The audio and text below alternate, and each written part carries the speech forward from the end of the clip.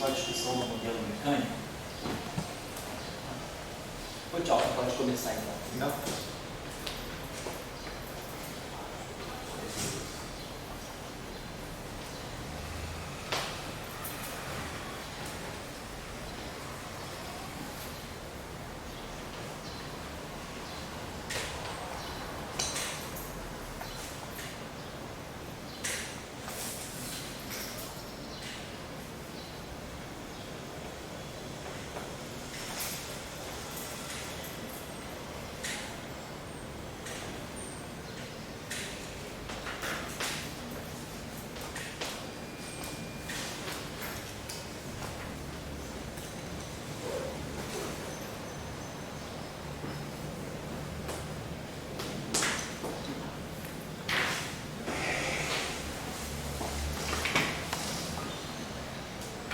Então, eu tinha falado, nós tínhamos falado do oscilador harmônico, né?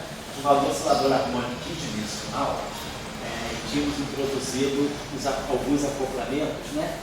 Que faziam com que a gente tinha que estudar a situação de mínima energia, e a partir da situação de mínima energia a gente via que gerava alguma coisa que ia fazer o papel da inércia, né? Então vamos fazer o seguinte, vou retomar aqui essa discussão, vamos pegar esse lagrangiano. Vou pegar um lagrangiano de um oscilador harmônico bidimensional, então algo assim.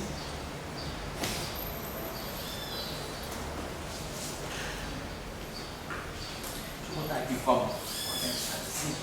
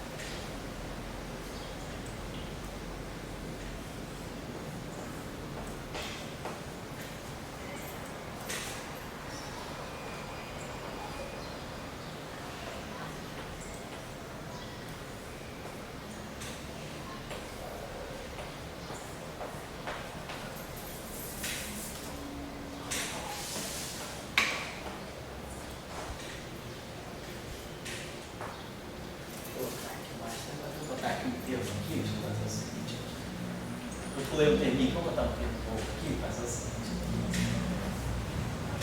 Vou botar uma derivada aqui atrás. Eu já vou fazer agora.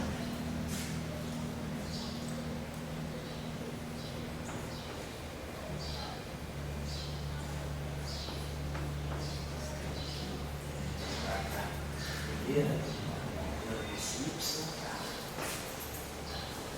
assim.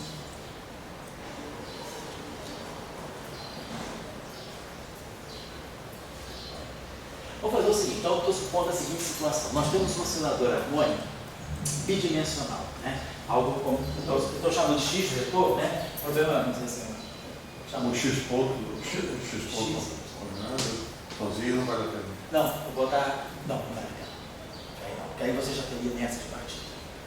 Então, estou supondo que eu tenho essas coordenadas. Tem dois outros. É verdade. Eu estou dizendo assim, aquela ideia de partida, adicionar outra. Isso aí. Pode se colocar se quiser, mas eu acho que é bobagem, acho que vai perder o sentido. Melhor fazer o seguinte, deixa eu chamar essa coordenada aqui de x ponto e essa coordenada aqui de y ponto. Chamar esse vetor aqui. Isso aqui é um y maiúsculo.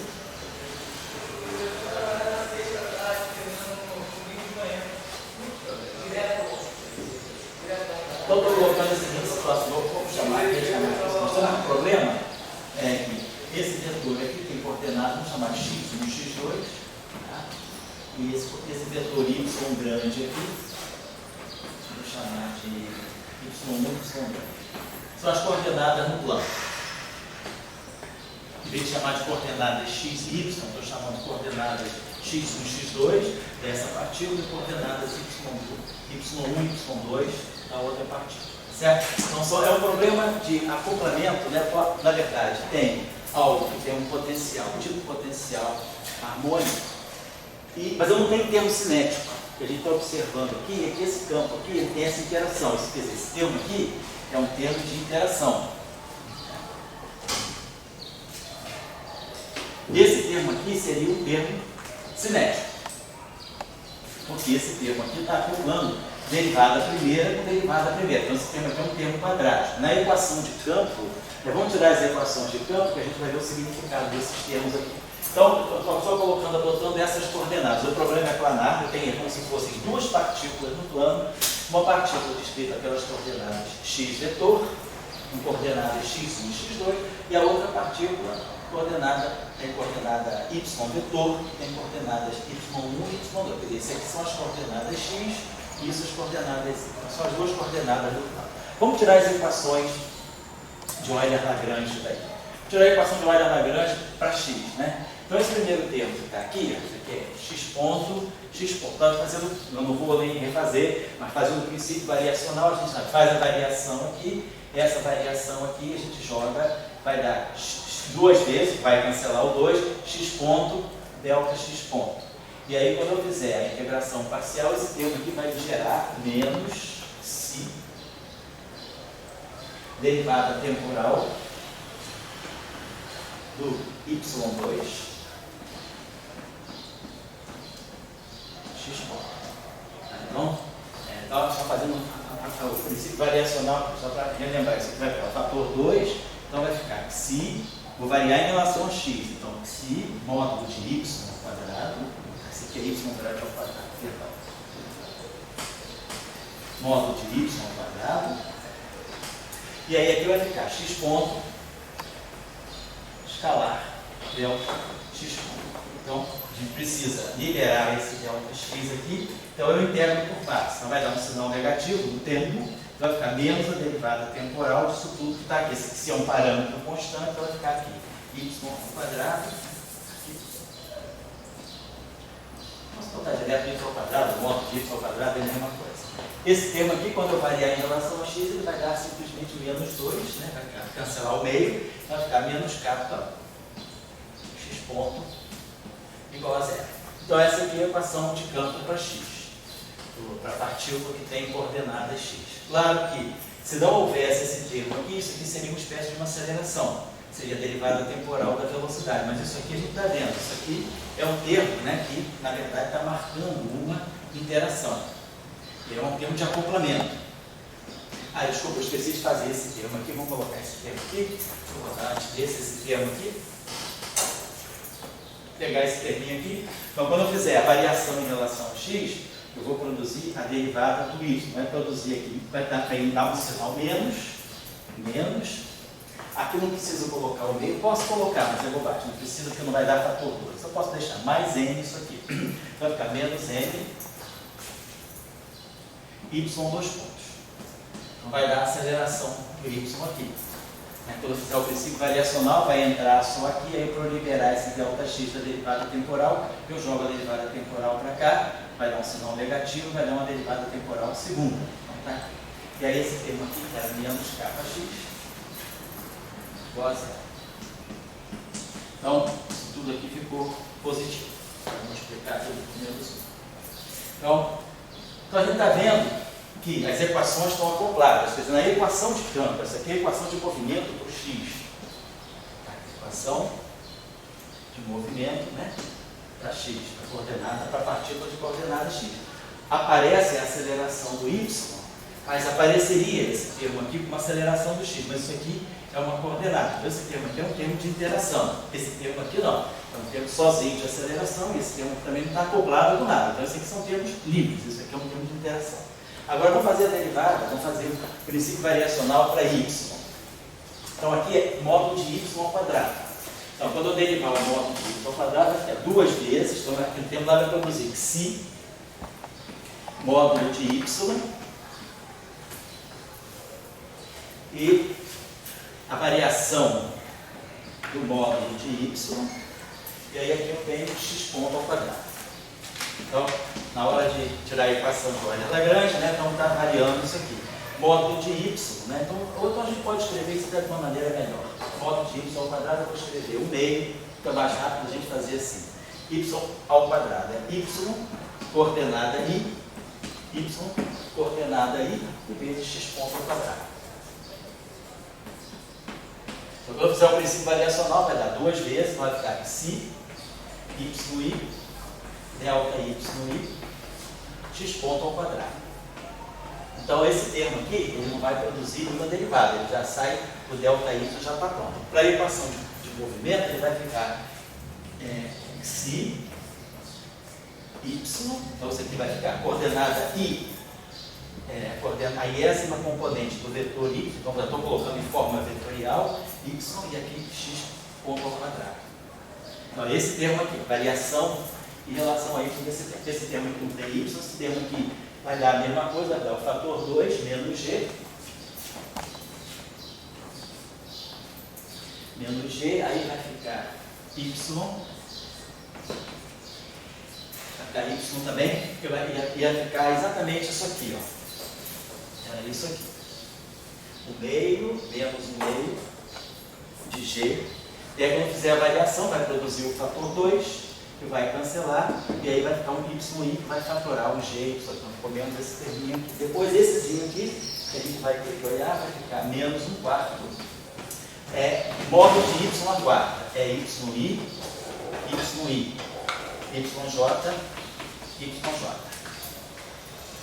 meio, né? Menos 1/4 de ano. Então esse termo é isso aqui. Então eu vou fazer 4 variações. Variar esse, vou variar esse, vou variar esse, vou variar esse. Então vai dar 4 vezes o mesmo termo. Então vai ficar menos f, aí vai ficar yi, delta yi, vezes yi, e yj é o módulo de y ao quadrado. Então vai produzir esse termo aqui, menos f. Então, a constante de acoplamento f é módulo de y ao quadrado, y. Então, essa aqui é a equação para a coordenada y, para a partícula de coordenada y. Tudo bem? Estou botando aqui uma questão que a gente está resolvendo, uma discussão que a gente quer sobre a geração de massa. Então, tá legal. Então a gente está observando o seguinte: esse termo aqui seria o termo candidato ao termo cinético da partícula de coordenada x, mas ele não é um termo de velocidade pura, ele é um termo em que a velocidade está acoplada a essa componente aqui, a essa módulo do vetor y. Então ele não tem uma massa, né? Não tem uma massa bem definida. A massa pode ser que seja um produto dessa interação. Então nós temos esse Lagrangiano. Na aula passada nós já tínhamos visto, eu não vou retomar aqui, e já desculpa. A gente tinha esse termo aqui. Opa, um meio, não, a gente tinha m, eu me esqueci desse termo. M é y ponto escalar x. Desculpa, eu esqueci de colocar esse termo aqui. Esse termo aqui vai, quando eu incluir esse termo na equação de campo, ele vai produzir uma derivada, vai ficar negativa, de integração por partes, vai ter um DDT disso que vem para cá. Vai produzir um menos m x2 pontos aqui. Então vai ficar menos m x2 pontos aqui. Então essa aqui é a equação para coordenar, a equação de movimento para y.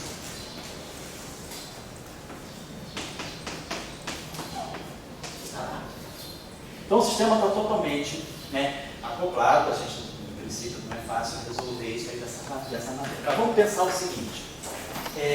Na aula passada, nós vimos como tirar o potencial. Vocês vão lembrar como é que a gente tira o potencial. É claro que a gente imagina que aquilo ali é P menos V, mas a gente pode tirar uma expressão do potencial fazendo o quê? Como é que a gente tira a expressão do potencial? A gente acopla a equação de movimento de x com x ponto.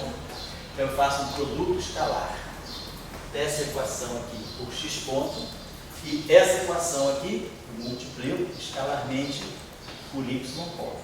Então é isso que a gente fez na aula passada. A gente, né, para tirar a energia do sistema, num problema que está enrolado como esse, que a gente tem acoplamentos de variáveis assim, não é óbvio tirar a expressão da energia, mas a gente tem um método que funciona, um procedimento que é sempre isso, né? Pega a equação de movimento de uma dada coordenada, né, ddt,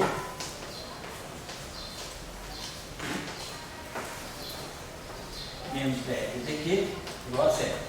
E aí a gente acopla essa equação aqui, a coordenada Q ponto. Então isso aqui vai ficar ddt, né, se quiser, é sempre essa aqui. ddt, dl, dq ponto, tudo isso aqui vezes Q ponto, né, menos dl, dq, Q ponto igual a zero. Quando a gente pega a equação de Euler-Lagrange e acopla, faz o produto escalar com a velocidade, deixa eu apagar para cá, só relembrando o que a gente já tinha. Eu posso escrever esse termo aqui da seguinte maneira, né? ddt de dl dq ponto, derivada desse cara, que é o cara ali, vezes esse, aí eu vou ter que subtrair menos dl dq ponto de dois pontos. Aí esse termo aqui. E esse termo aqui, menos dl dq ponto. Igual a zero. Então o que isso aqui está dizendo para nós? Opa, isso aqui está dizendo para nós que esse termo aqui é a derivada de L em relação a Q ponto e a derivada de Q ponto em relação a T. Isso aqui é a derivada de L em relação a Q e a derivada de Q em relação a T. Então esse termo aqui, na verdade, eu posso escrever, né, como sendo ddt do meu lagrangiano. Por quê? Meu lagrangiano depende de Q e de Q ponto. Estou supondo que ele não está dependendo explicitamente do tempo. Então, ele vai ficar derivada, se eu for derivar o lagrangiano em relação a T, eu vou ter que derivar em relação a Q. Eu vou derivar Q em relação a Q ponto. Depois, eu vou ter que derivar em relação a Q ponto. Eu vou ter que derivar Q ponto em relação a T. Então, isso aqui, no fundo, é a derivada temporal do lagrangiano. Se o lagrangiano não depende explicitamente do tempo, isso aqui é zero. O lagrangiano é simétrico por translações temporais. Então a grandeza conservada é essa grandeza aqui, dl de Q ponto, Q ponto. Teorema de Leibniz, como a gente já tinha falado. Então a gente tira a energia sempre, né, a partir daqui. No caso do termo simétrico, isso aqui é nq ponto vezes Q ponto. É nq ponto ao quadrado, que é energia simétrica. Se eu tiver uma energia potencial, um potencial, a mesma coisa, derivada de L em relação ao... o termo que vai dar energia vai ser esse termo aqui. A energia é o termo que é pelo teorema de Leibniz, é a derivada do lagrangiano em relação ao tempo vezes a variação. Nesse caso aqui, isso não está legal. Então, para lembrar que o método funciona. Então, não vou precisar fazer isso, que a gente já sabe das aulas anteriores. Então, a gente vai tirar a expressão do potencial. Quer dizer, o potencial que aparece aqui, que sai daí. Então, quando é que eu vou minimizar o potencial? Eu quero estudar esse sistema, as oscilações desse sistema em relação à configuração de equilíbrio estático. Então, a configuração, vou procurar aqui nesse sistema, a configuração de equilíbrio estático.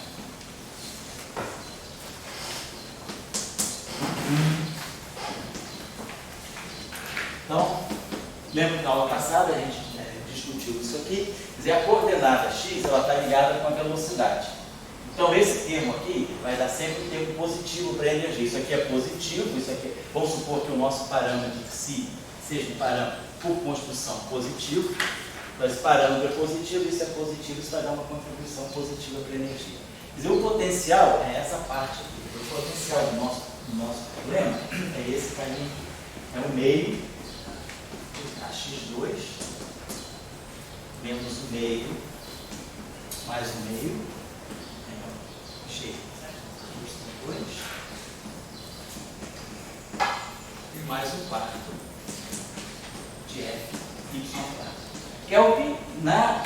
temperatura usual a gente chama de potencial de Higgs. Nesse caso aqui, esse seria um potencial tipo Higgs. É o potencial em termos quadráticos e quânticos, é o chamado potencial de Higgs. Nós estamos dizendo uma notação abusiva, gente. Aqui não está falando do campo de Higgs, está falando do potencial de Higgs. Um potencial tipo Higgs, que é um potencial que tem termos, né, harmônicos, e o termo harmônico aqui para Y. E vamos fazer a mesma suposição de sempre, né? Vamos supor que o nosso parâmetro K, nós estamos trabalhando numa situação em que esse parâmetro K é positivo, o parâmetro G é negativo e o parâmetro F é positivo. Nós estamos trabalhando nessa situação. É uma fase do sistema. Claro que eu poderia também olhar esse mesmo sistema com K negativo, G positivo, F negativo, não importa. Eu posso olhar o sistema de acordo com o espaço de parâmetros. Mas nós estamos estudando uma situação especial, em que os parâmetros satisfazem essas condições aqui. O Xi é positivo e os parâmetros K, G e F também satisfazem essas situações aqui. K e F são positivos e o G é negativo. Então, esse termo aqui dá sempre uma contribuição positiva para o potencial. Esse termo aqui também dá sempre uma contribuição positiva para o potencial. Mas o G é negativo, Então, esse termo aqui é positivo. Então, esse termo aqui pode ser negativo. Então, claro que a gente não pode garantir que esse potencial seja sempre positivo. Se nós, por exemplo, formos estudar a configuração em que x é zero, se a gente pegar x igual a zero, o nosso potencial se reduz a esse potencial aqui. Ele é negativo. Mas eu posso escrever esse pedacinho aqui. Vamos escrever o potencial desse modo aqui. Ó. 1 meio de kx2 mais 1 meio de g. Vamos botar esse modo de y para a diferença. Eu posso botar esse modo de y para a diferença assim. Eu posso botar o f. O f é positivo para isso. F modo de y ao quadrado de evidência. Então esse termo aqui vai ficar 1 meio. Esse primeiro aqui. Esse vai ficar 1 meio de y2. Então esse termo aqui, 1 meio, vai ficar 1 quarto de f modo de y. E o outro terminho lá vai ficar 1 meio fatorado. Aqui vai ficar mais g sobre f. E aqui só isso. O modo de já foi fatorado. Então esse termo aqui, isso aqui é positivo. Isso aqui é positivo. Mas esse termo aqui pode zerar. Quer dizer, como esse G aqui é negativo e esse F é positivo, quer dizer, se isso aqui for igual a zero, né? Se eu tivesse a situação 1 meio de modo de y ao quadrado igual a G menos F. Isso é uma situação possível. Por quê? Porque isso aqui é uma grandeza não negativa. Então isso aqui é positivo. Como o G é negativo, então isso pode ser uma igualdade. Eu posso ter essa situação aqui. Eu posso ter que o módulo de y, né? Eu posso trabalhar com essa configuração. Posso trabalhar com a configuração em que o módulo de y vai ser igual a raiz quadrada de menos 2g sobre f. Então vou trabalhar com essa situação. Eu vou imaginar o seguinte: essa situação aqui vai me dar um mínimo para o potencial se isso aqui for zero e o x for zero. Então, quer dizer, essa seria uma configuração de equilíbrio do sistema, né? Uma configuração de mínima energia. Porque energia, esse termo aqui dá uma contribuição positiva para a energia. Então não me interessa, eu quero procurar qual é a configuração de mínima energia. Então, esse termo aqui, o mínimo valor dele é zero. O que sobra é o valor do potencial. E esse potencial aqui vai ser mínimo, como isso aqui é positivo, isso aqui é positivo, né? Esse potencial aqui vai ser mínimo, né? Quando, se esse cara aqui for igual a zero, eu vou ter o valor, o mínimo desse potencial para F igual a zero. O mínimo que eu vou querer vai ser isso aqui. Então, eu vou trabalhar nessa situação. Vamos supor que essa seja a situação, quer dizer, isso aqui seria a configuração de equilíbrio do meu sistema, a configuração de mínima energia.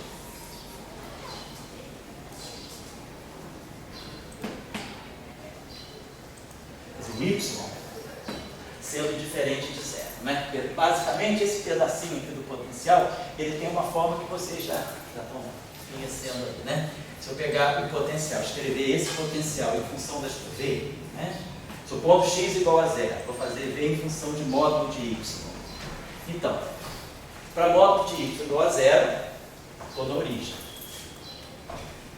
Para módulo de y muito grande, esse termo aqui é positivo, é módulo de y que tende a infinito, né? Esse termo que tende a infinito, esse termo aqui é infinito, isso aqui é finito. Então, esse cara fica positivo. Agora, para módulo de y muito próximo da origem, quando isso aqui tende a zero, isso aqui fica negativo. Então, o meu potencial vai ter basicamente essa forma aqui. Ele vai fazer disso assim. O V em função para x igual a zero, né? Ele vai estar fazendo isso aqui. Então, nessa situação aqui, né, eu vou ter um potencial mínimo, né, o valor mínimo do potencial vai ser justamente para esse valor de y. Então, quando isso aqui for zero, né, quer dizer, quando esse terminho aqui for zero, né, isso está me dizendo que o meu potencial vai botar aqui. Né, quer dizer, quando esse termo aqui for zero, eu vou estar aqui. O potencial é zero, porque x é zero, y é zero. Então, eu vou estar aqui. Agora, esse ponto aqui é o ponto de mínimo. Vamos tirar então o ponto, deixa eu apagar isso aqui, né? Apagar isso aqui um momentinho só. E vou tirar o mínimo em relação, minimizar essa função aqui em relação a y.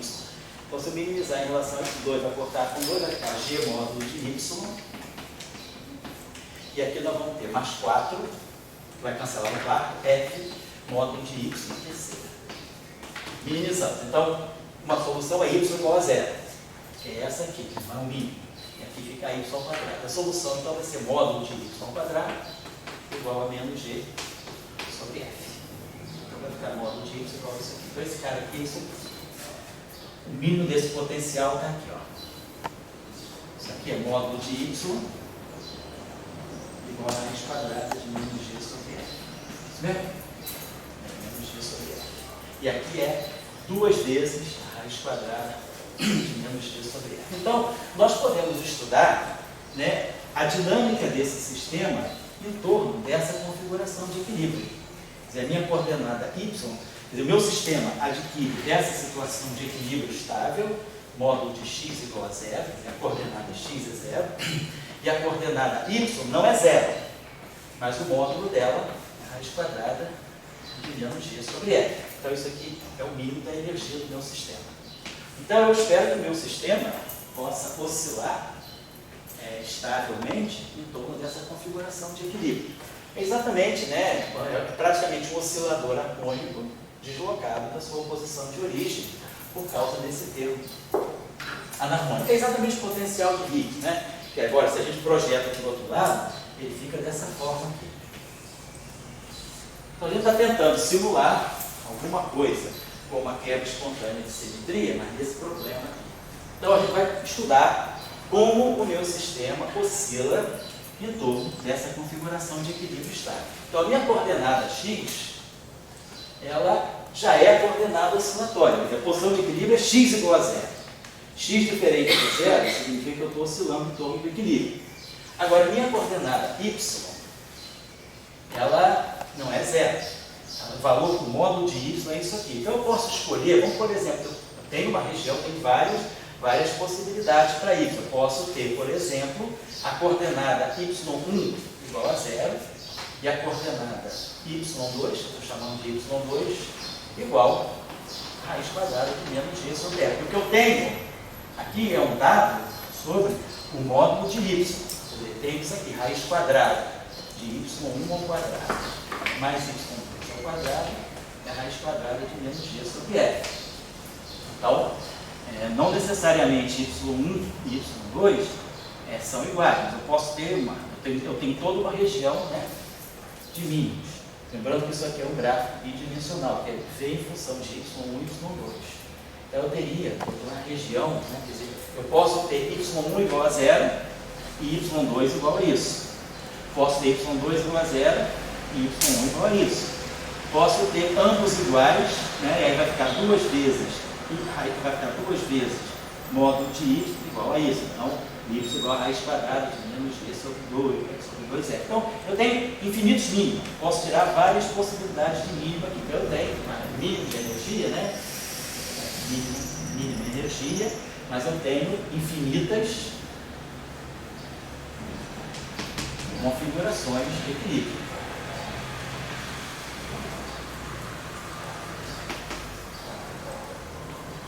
A coordenada Y.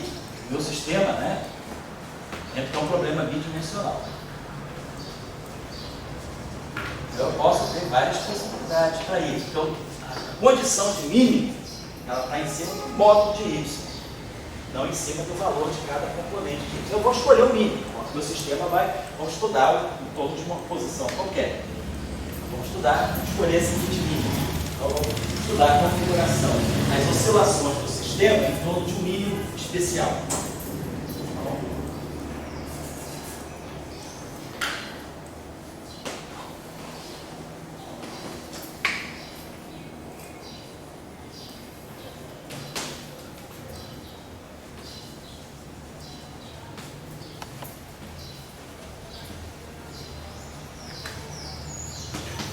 Particular, no caso, o mínimo particular.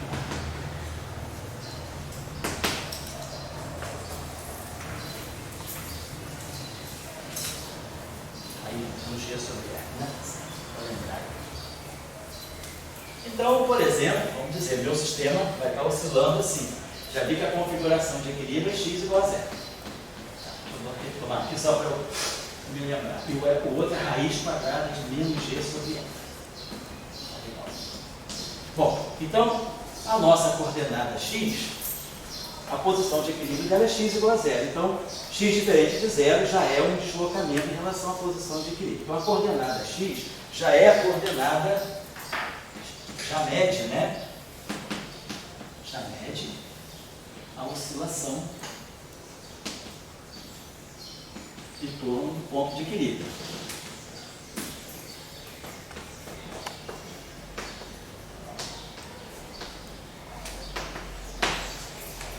Agora, a minha coordenada y não. A minha coordenada y, o valor de y igual a zero não é a posição de equilíbrio. A posição de equilíbrio é a raiz quadrada de menos g sobre r. Vamos dizer que a gente escolha essa posição de equilíbrio. y1 igual a raiz quadrada de menos g sobre r. y2 igual a zero. Então, se eu tomar o próprio y1, a modo de raiz quadrada, né, de y1 ao quadrado, mais y2 ao quadrado. Se y2 é zero, o próprio y1 igual a zero. Então, vamos tomar essa posição de equilíbrio. Então, vamos dizer y1. Então, y2 igual a zero, se eu escolher essa posição de equilíbrio, y2 igual a zero, sendo a posição de equilíbrio, a coordenada y2, diferente de zero, já é a própria oscilação. Então, eu vou dizer que a coordenada y2, não mexo nela. Mas a minha coordenada y1 não. A posição de equilíbrio é raiz de menos g sobre r. Então, o meu sistema vai oscilar em torno disso. Então, ele vai oscilar em torno da posição de equilíbrio. Vamos colocar aqui raiz de menos g sobre r. E vamos colocar aqui uma coordenada que eu posso chamar, eu chamei de x, y, vamos chamar de coordenada y2. Então, essa coordenada y2 é que está medindo a oscilação. Então, y2 também é a própria coordenada, já é o próprio deslocamento, já é a própria oscilação. Já é.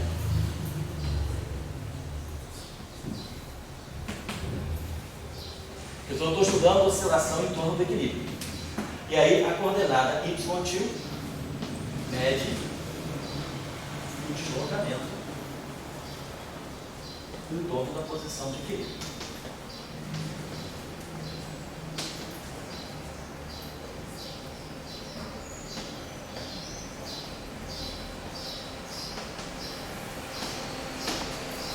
Certo? Então, a única coisa que eu tenho que ter cuidado é isso. A coordenada, se eu escolhi aquele mínimo, aquela posição de equilíbrio, a coordenada y1, ela não é a coordenada física, vamos dizer, que mede a oscilação.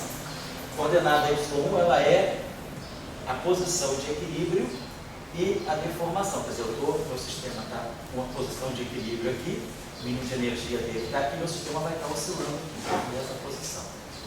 Está oscilando aqui. Isso que está medindo. Então eu tenho que descrever o meu problema, agora que eu encontrei a posição de equilíbrio, que eu estou estudando as oscilações do meu sistema, as coordenadas físicas que vão descrever o meu problema, então, são x se mantém, y2 se mantém, então eu vou ter x1, x2, aí eu vou ter a coordenada y1. Para não ficar carregando esse número aqui, vamos chamar isso aqui de V. V de vácuo, que é o equilíbrio, a posição de mínima energia, V mais y2 e a coordenada y2. Então, o meu problema, ele não se altera, ele fica assim em termos dessas coordenadas. Então, o que eu tenho que fazer agora é rever o meu lagrangiano em relação às coordenadas físicas dessa situação. Eu estou só colocando para vocês a seguinte situação: o sistema, ele não é único, o sistema tem várias fases. Dependendo das regiões de parâmetro, meu sistema pode apresentar um comportamento ou outro. É o que a gente chama na gíria de transição de fase. Você pode ter um sistema que alguns parâmetros dependem da temperatura. Então, por exemplo, se a temperatura é muito alta, um parâmetro pode ficar positivo. Se a temperatura decresce, o parâmetro fica negativo. E aí, o sistema pode sair de um regime oscilante para um regime de decaimento, né? Que a gente vai chamar um oscilador harmônico. É um oscilador harmônico tradicional. Esse K aqui é uma constante de restauração. Não estou dizendo que isso é mola, que é porcaria nenhuma. Estou dizendo que isso aí ele está medindo a derivada segunda do mínimo de um potencial. Imagina, a gente tem um problema que ele está estudando pequenas oscilações. Então, esse K aqui é um parâmetro. Digamos, esse K aqui pode depender da temperatura. Então, se a temperatura for tal, vamos dizer que esse K seja, como se eu escrevesse, suponhamos que a gente tivesse essa região, essa relação fenomenológica. Esse K é uma constante positiva vezes T menos uma temperatura crítica. Então, se esse K é uma constante, K0 é uma constante positiva. Se eu estou acima da temperatura crítica, meu K é positivo. Se meu K é positivo, raiz de K sobre N é um número real. Então eu tenho uma frequência ômega para qualquer temperatura T maior do que Tc. Mas se eu estou abaixo de uma temperatura crítica, T menor do que Tc, K se torna negativo. Então a frequência do sistema agora, ela vai ficar, como K é negativa, ela vai ficar puramente imaginária. E aí o meu sistema, em vez de oscilar, a I ômega T, ele vai ter I e ômega T. Então o meu sistema agora vai ter um modo evanescente. Então nessa fase do sistema, em que T está abaixo da temperatura crítica, nessa situação, se o T estiver abaixo da temperatura crítica, o meu sistema, em vez de oscilar, eu dou energia ao meu sistema e o meu sistema decai, até ele parar, ele não vai ficar oscilando. Aqui não, se o T for maior que a temperatura crítica, eu dou uma certa energia para o meu sistema e meu sistema vai ficar oscilando. Mas aqui não, eu dou uma energia para o meu sistema e o meu sistema vai amortecer, vai parar, porque a constante da mola, a constante de restauração vai ficar negativa, então vai dar uma frequência imaginária. Isso é uma situação de uma transição de fase. Você pode ter um parâmetro do sistema que depende de um parâmetro externo.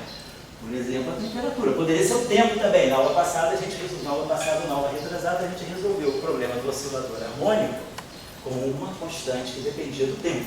Então, a gente viu que a solução, né, do oscilador harmônico com um K que depende do tempo, quer dizer que a mola vai se deformando, né, então o constante K vai ficando dependente do tempo. A gente ganhou uma solução que era do tipo A cosseno da integral entre o tempo T0 e o tempo T, a variável T' raiz quadrada de K de T' sobre N mais um B seno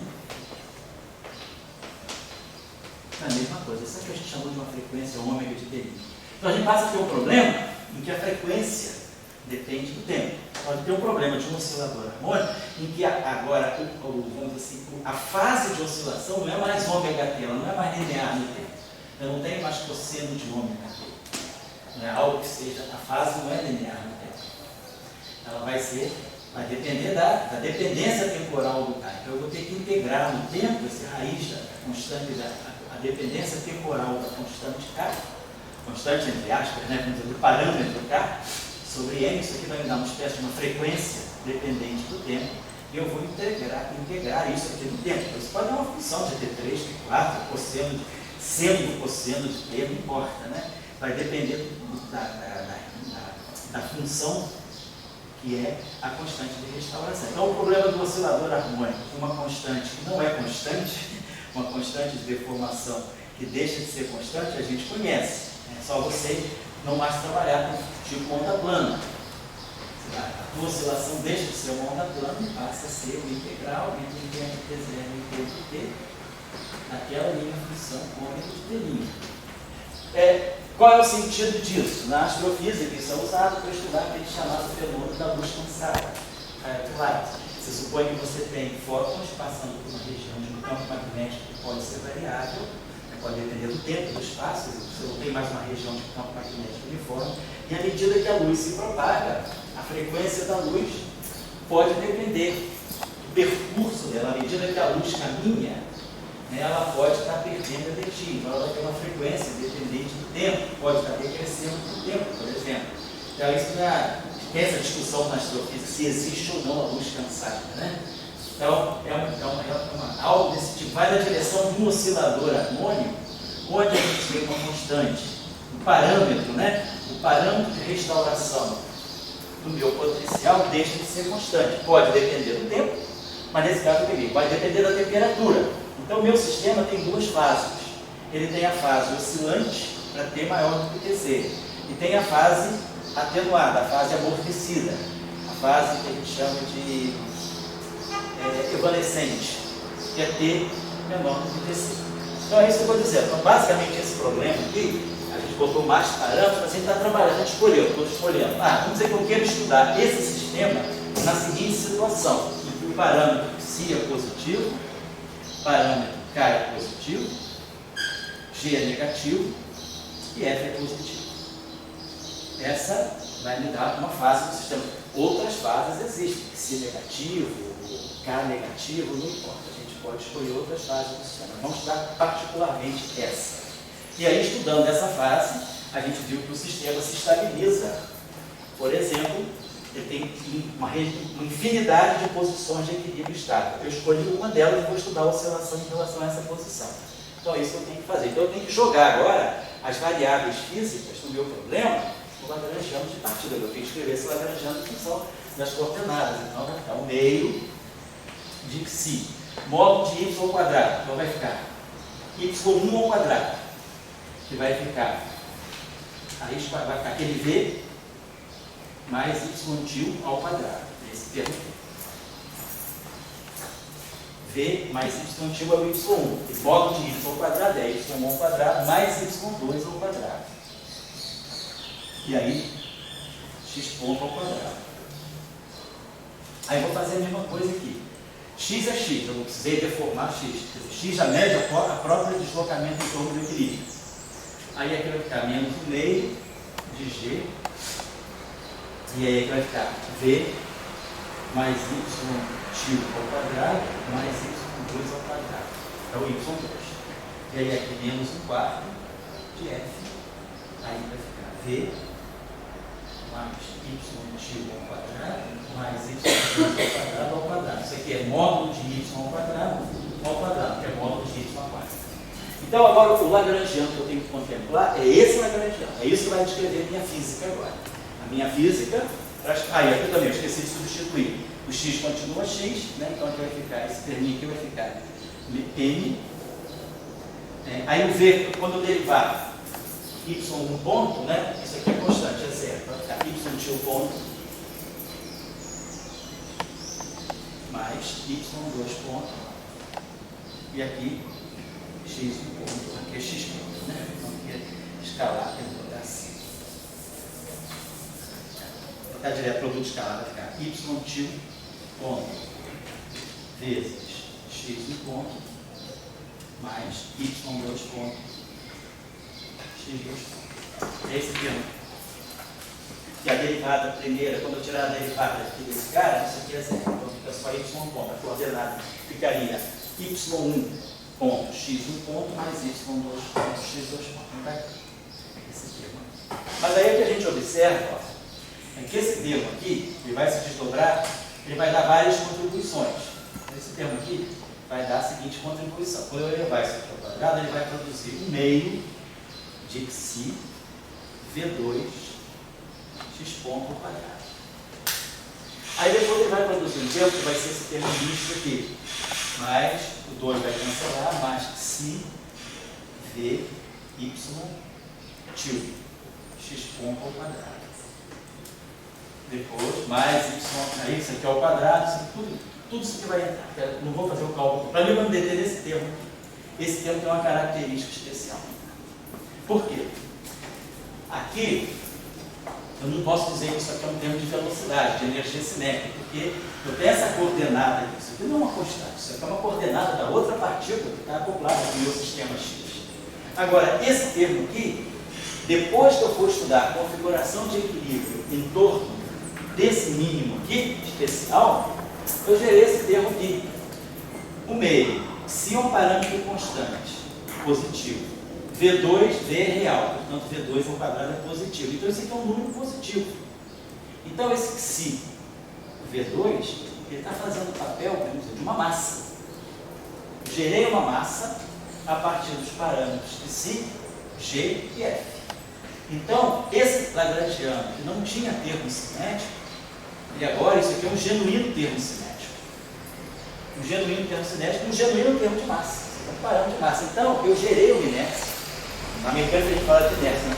É uma massa. Então, a massa, quer dizer, o meu sistema agora passa a se comportar como a partícula M, ela adquire uma massa em função dessa situação, em função de, se eu estudar esse sistema em torno da configuração de mínima energia, em particular em torno desse mínimo ou de outros mínimos com essas características, não importa se eu jogo isso para aqui, não importa se eu mudar isso aqui, o que é importante é que o mínimo y não é trivial.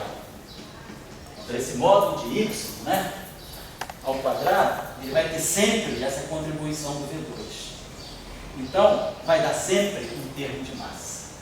Então, a gente gerou um termo de massa às custas, né, de uma fase do meu sistema. Nem todas as fases, a coordenada x vai se comportar como sendo a coordenada de uma partícula massiva. Mas nessa situação, nesse caso desse mínimo, sim. Então, esse mecanismo, né, que a gente chama de mecanismo de Higgs, né, que é você começar com um grau de liberdade ao qual não está associada uma massa, mas a própria interação do sistema, eu digo interação, porque G é um parâmetro de acoplamento, F é um parâmetro de acoplamento, então as interações, elas se combinam, isso aqui também é uma interação, está acoplando o sistema Y com o sistema, com a velocidade do sistema X. Mas, ao estudar as configurações de pequenas oscilações em torno daquele ponto de equilíbrio, essa partícula aqui, associada à coordenada x, ela adquire, né, ela adquire a característica de ter uma massa. Então a gente gerou massa a partir da interação. A gente gerou inércia a partir da interação. Isso é o que a gente chama de mecanismo. Na teoria quântica, na teoria de campo, é a mesma coisa, só que em vez de trabalhar com coordenadas, eu vou trabalhar com campos, né? Mas a situação já ocorre aqui. É importante para a quebra espontânea de simetria, né? Aí tem uma discussão. O que é quebra espontânea da simetria? Na mecânica clássica, na mecânica quântica e na teoria quântica de campo. Na mecânica quântica, não ocorre quebra espontânea de simetria, por causa do efeito chamado tunelamento. Se você escolher o mínimo, né, você pode sempre passar de um mínimo para outro por tunelamento. Então, você, na verdade, pode sempre, né, você não tem essa multiplicidade de mínimos. Todos os mínimos são equivalentes por causa do tunelamento. Então, na mecânica quântica de partículas, acontece a quebra espontânea, pode acontecer a quebra espontânea de simetria, mas ela não vai gerar massa. Na teoria quântica de campos, não tem tunelamento, porque o tunelamento requeriria uma quantidade infinita de energia. E daí, o mecanismo de quebra de simetria gera massa. Na mecânica clássica também, os mínimos não se comunicam por tunelamento. Então, estou só colocando em discussão, porque já na mecânica clássica, no problema do oscilador harmônico, né, num problema de oscilador harmônico, a gente já pode ter a questão, né, a importância do mecanismo de quebra de simetria na alteração da massa. Vou pegar não vamos nem pegar um sistema mais complicado como esse. Eu quis pegar um sistema mais complicado um pouquinho para mostrar que eu tenho duas partículas em interação. Mas suponha que eu tivesse um oscilador harmônico tradicional, mas que eu introduzisse um termo anarmônico. Por exemplo, mas eu tivesse esse oscilador aqui, e eu estivesse trabalhando numa fase justamente em que o K é negativo em que o G é positivo. E a gente pode analisar várias situações. M é a massa, então M é positivo. Já tem massa já.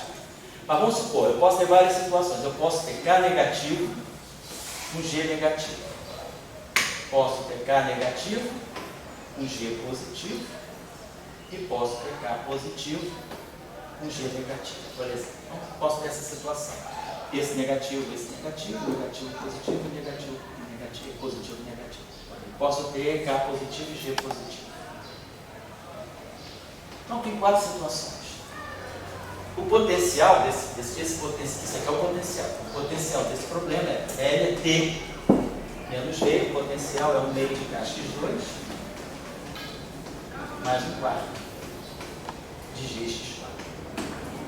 Então, se o K, vamos começar aqui, se o K for positivo e o G for positivo, então esse potencial é um potencial muito trivial. Ele vai ficar simplesmente assim. Se tudo for positivo, esse potencial tem mínimo na origem. K é positivo, G é positivo, não tem chance daquilo ficar negativo.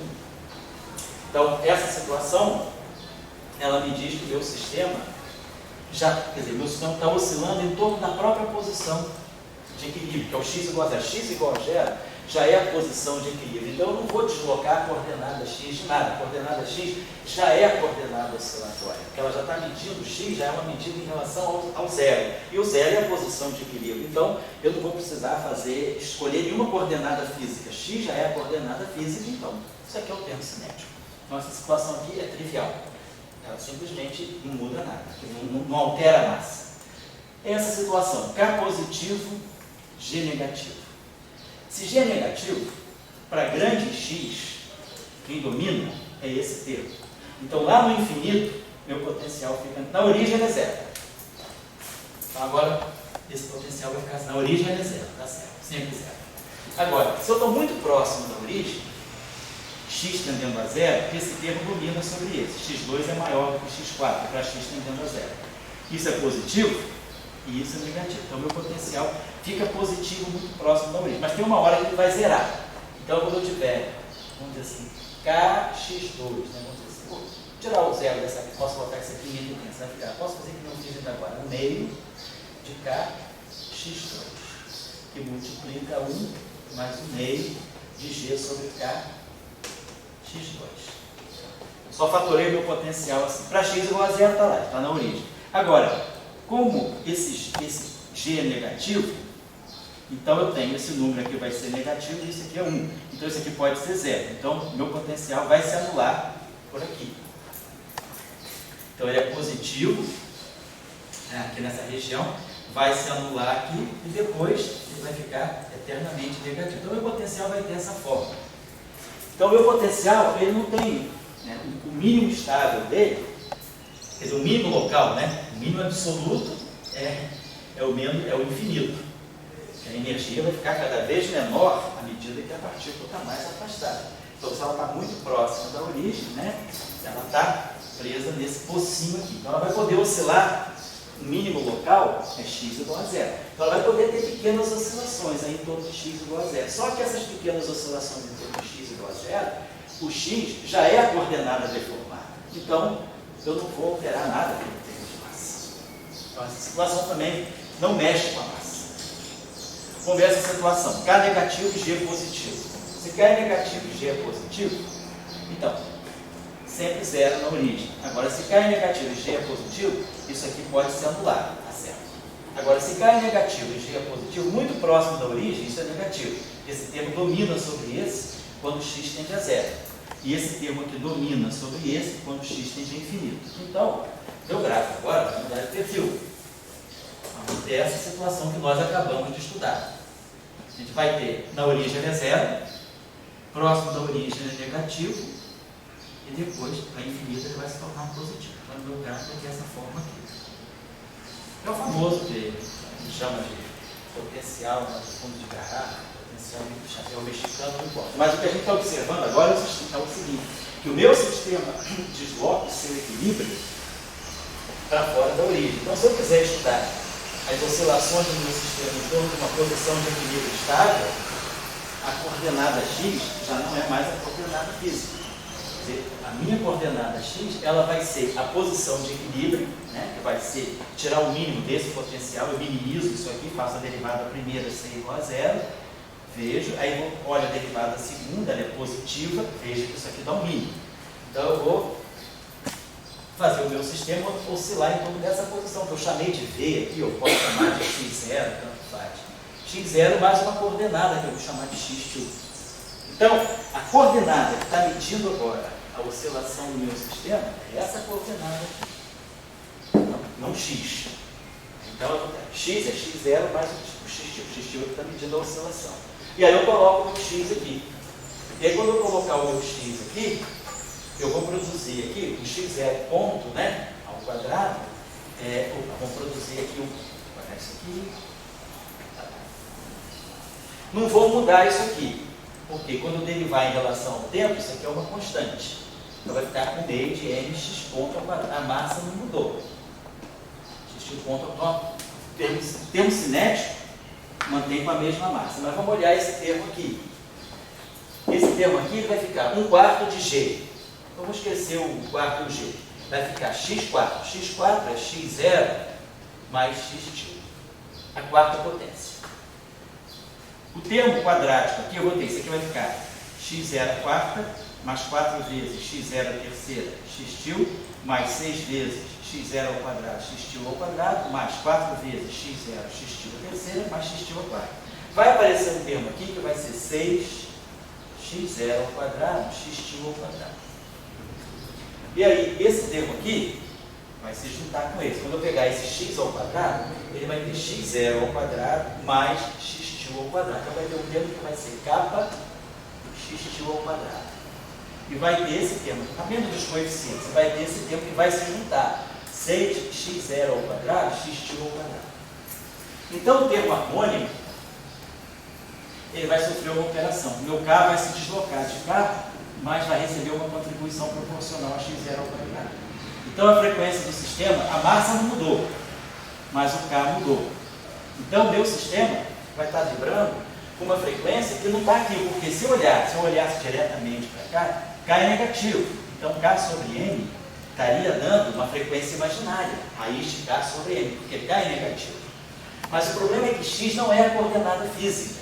Por isso que está dando essa falsa impressão de que o sistema está decaindo, que a frequência sendo negativa, né? Quer dizer, a K sendo negativa, a raiz de K sobre M imaginária. Mas X não é a coordenada física. A coordenada física é x2. E aí, o coeficiente de x2 ao quadrado vai ser o K junto com essa parte de x0 ao quadrado. Vocês podem fazer o cálculo e vocês vão ver que o que vai sobrar daqui vai ser 1/2 de K x2 ao quadrado, e aqui menos 6 sobre 4 dá menos 3 meios. G x0 ao quadrado, x2 ao quadrado. Então eu posso botar esse x2 ao quadrado em evidência. Posso botar esse 1/2 em evidência. E aí, se vocês tirarem o valor da posição de equilíbrio, x0 é tirado como? Minimizando o potencial. Então, colocando, vai dar uma coisa ligada à raiz de G sobre K. Colocando o x0 aqui e juntando aqui, vocês vão ver que isso aqui agora vai dar uma coisa positiva. Só fazer os cálculos que vocês vão ver. Então, aparece agora uma constante de restauração que é positiva. Então, o sistema agora vai vibrar com uma frequência genuína, uma frequência positiva. Então, o meu sistema passa a oscilar, mas a frequência, que aqui parecia ser imaginária, nessa situação, quando eu vou estudar a configuração em torno da posição de equilíbrio, a frequência é física. Só que, em partícula, né, quer dizer, o que é frequência, do ponto de vista das oscilações, no mundo das partículas é massa. Se a gente fizer a associação partícula-massa, oscilação, quer dizer, o que é frequência, né? Frequência para nós é energia. Frequência para nós H cortado ômega é energia. Mas energia é MC2. Então, o fato dele ter uma frequência, isso é só uma analogia, o fato dele ter uma frequência agora genuinamente física boa, significa que eu tenho, no mundo, na analogia com as partículas, isso seria uma massa. Então, de novo, é um desdobramento do mecanismo de Higgs também. Só que agora você não gera massa, você gera frequência. Então, o que está em jogo aí? O que está em jogo aí é olhar um sistema do ponto de vista de fases que podem ser interessantes. Quer dizer, no mecanismo de Higgs, na teoria eletrofrágil, o que a gente supõe é que o Higgs tem um alto acoplamento e vai aparecer exatamente esse termo aqui para o Higgs, só que em vez de ser uma coordenada x, vai ser o campo de Higgs ao quadrado. Então vai aparecer um campo de Higgs ao quadrado aqui, um campo de Higgs à quarta aqui, e aí eu vou poder, o meu sistema vai procurar a configuração de campo que dá mínima energia, que é o Higgs, né? E aí você expande exatamente como a gente fez aqui. A gente vai dizer que o meu campo H vai ser uma constante H0, que eu chamo de vácuo V, mais, vamos dizer, o campo de Higgs físico, o H-til. E aí, a partir desse V aqui, quando esse Higgs se acopla com um elétron, se acopla com qualquer outro objeto, esse V vai gerar as massas pelo acoplamento. É exatamente a situação que está aqui. Aqui gerei uma frequência a partir desse termo, que é um alto acoplamento, e desse termo. Então é isso que eu estou só colocando para vocês, né? O mecanismo de Higgs ele não é uma característica da teoria de campos, ele é uma característica de um sistema físico qualquer, seja um sistema discreto de partículas ou um sistema contínuo de campos, né? Mas o que é importante é que o meu sistema ele esteja numa fase em que a vibração, as oscilações dele em torno de uma configuração de equilíbrio estável vão produzir massa aonde não tinha massa ou frequência aonde não tinha frequência. Então essa é a ideia. Então está aí um exemplo de um problema de física 1, né? Se o estudante souber derivar, calcular máximos e mínimos e depois substituir, levar a quarta potência, que é o trabalho mais intelectualmente complicado que tem aí, levar uma quarta potência, um binômio elevado à quarta, o resto, né? Por que você vai esperar o garoto chegar lá no final da graduação para aprender isso? Ele pode aprender isso em física. Pode aprender que uma molinha pode gerar uma frequência, pode gerar um mecanismo de Higgs. O mecanismo de Higgs está aí. Está nas situações em que sistemas têm configurações de equilíbrio estável não triviais. E o sistema está numa fase em que ele não tinha massa, eu gero massa, foi lá eu não tinha massa, eu gerei massa. Aqui eu tinha massa, mas eu gerei frequência. Então é isso que é o mecanismo de Higgs. Depois, você bota isso no modelo padrão, mas aí, conceitualmente, vocês não aprenderam nada de novo. É só um mecanismo que você vai transportar para a teoria de campos. A física do problema, o conceito está aqui. Então isso a gente chama de uma quebra de simetria. O meu sistema vai começar a oscilar em torno de um mínimo que não é mais simétrico. Aqui é uma situação de máximo, né? Máximo local, é simétrico. Aqui é uma situação de mínimo. Mas o meu sistema, né, o meu potencial não é simétrico em relação a esse mínimo. Meu potencial é simétrico em relação a esse máximo. Mas em relação a esse mínimo não é. Então o meu sistema vai escolher uma configuração de equilíbrio para oscilar em torno dela, mas ele vai estar oscilando em torno de uma posição que quebrou a simetria, que o meu problema original tinha. A simetria do meu problema é esse. Mas aí, aqui não, aqui eu não quebrei a simetria. Por quê? No caso de K positivo e G positivo. Porque o meu potencial é simétrico em relação à posição x igual a zero. Mas a posição de equilíbrio estável é x igual a zero. Então o meu sistema se coloca aqui e vai começar a oscilar, mas ele vai começar a oscilar em torno de uma posição que mantém a simetria do sistema. Aqui não. Ele vai começar a oscilar em torno de uma posição que rompeu com a simetria do sistema. Por isso que a gente chama de quebra espontânea da simetria. Você quebrou a simetria, você saiu, teu sistema vai oscilar em torno de uma posição que não é simétrica. E foi espontânea porque não foi você que fez isso, foi a própria energia do sistema que direcionou, ou seja, o meu sistema escolheu, né? Ele vai escolher a posição de mínima energia para se estabilizar. E aí, no momento que ele se estabilizar aqui, fica tudo paradinho. Aí eu dou um pouquinho de energia ao sistema, ele vai ficar oscilando assim. Então, é a configuração de mínima que chama-se quebra espontânea, porque o sistema espontaneamente diz, não, minha posição de equilíbrio é essa. Se eu tiver que oscilar estavelmente, eu vou ter que oscilar ou aqui ou aqui. De qualquer maneira, aqui também eu quebrei a simetria. Se ele escolher aqui, ele quebrou a simetria pelo direito. Se ele escolher aqui, ele quebrou a simetria pelo lado esquerdo. Então, tá, ele quebrou a simetria. Está claro o conceito? Então é isso que é o conceito. Agora, claro que no modelo padrão, o potencial é mais complicado, porque tem campo de Higgs, um dublete de Higgs. Se você for para a teoria S5, né, uma teoria grande unificada, a S5 é mais complicado ainda, porque você tem dois setores de Higgs. Você tem Higgs, que é um 25 plate, então você vai ter 25 campos de Higgs ou 5 campos de Higgs. Então a situação é mais complicada. Então, aí, simplesmente a complicação algébrica, mas o conceito físico é o mesmo. O que eu estou fazendo é, meu sistema vai começar a vibrar em torno de uma posição que não respeita a simetria. Quer dizer, na teoria de Salandra-Schreiber, como a gente vai ver na próxima aula do curso de interações fundamentais, a simetria é S2 1. Então, o Higgs do modelo padrão, ele escolhe o mínimo que quebra essa simetria e que quebra essa simetria. Então, ele procura o mínimo que quebra tudo. E aí ele gera massa, para quem não tinha massa, ele gera massa para o bóson W+, para o bóson W-, para o Z0, gera massa para o elétron, para os quartos, para os leptons, para os quartos. Ele deixa o neutrino sem massa e deixa o fóton sem massa. Por quê? Porque para gerar massa, você precisa interagir. A massa saiu dessa interação, desse cara com o nosso Higgs. Então esse cara que não tinha massa, ele adquire massa por esse Higgs, que é aquele Higgs Y1.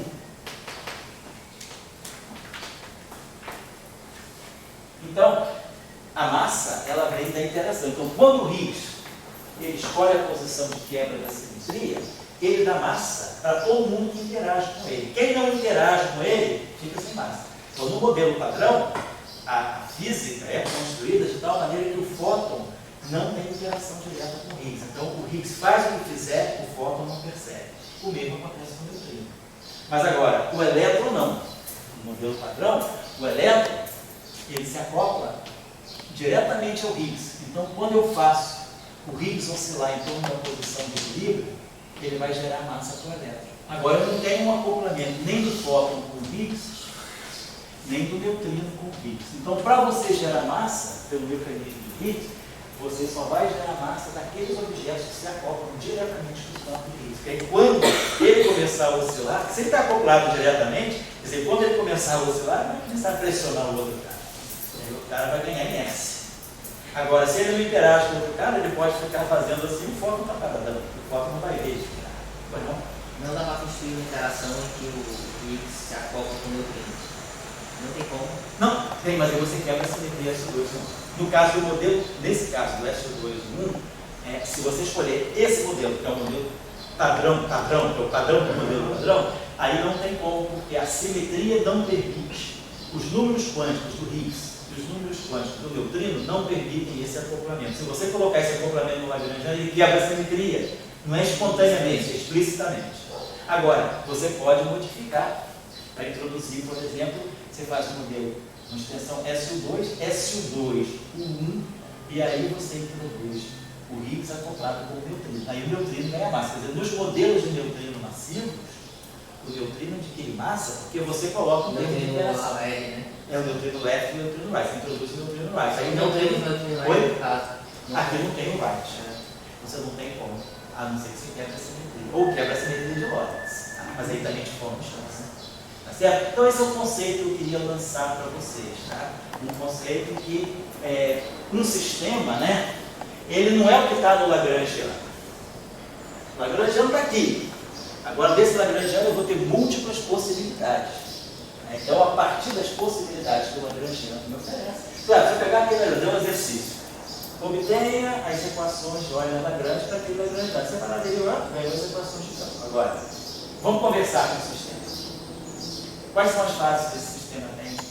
Quais são as regiões de parâmetros acessíveis? Aí você começa, né, a analisar o teu sistema e ver todas as possíveis regiões em que esse sistema vai. E aí você pode ter uma situação que pode ter quebra de simetria, outra situação que não tem quebra de simetria, como a gente viu aqui. Se o K é positivo e o G é positivo, não tem quebra de simetria. Se o K é positivo e o G é negativo, não tem quebra de simetria. Agora, se o K é negativo e o G é positivo, tem quebra de simetria. Se o K é negativo e o G é negativo, a situação é mais dramática. Porque se ambos são negativos, o potencial é assim.